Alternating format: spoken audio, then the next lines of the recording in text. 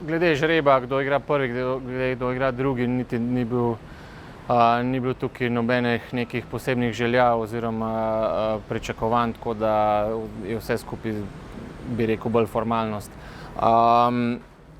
Glede izbire pa, ja, sem dal na drugi poziciji sem dal neko prednost mladosti in pa v nekem dolgoročnem procesu. Tudi verjamem, da Bor v bistvu je ta prav tisti tekmovalec, ki na tekmi stisne mogoče malo več, kakor pa na treningih, da po igri in taktiki, da ima glede na analizo njihovega prvega igralca, da ima zelo dobre možnosti za uspeh, tako da sem se pač odločil za Bora, s tem, da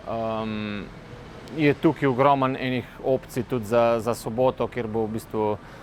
Matic igral dvojice, pa potem potencialno še single in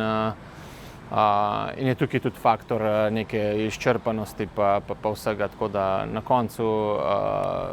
verjamemo, da je bila to prava odločitev.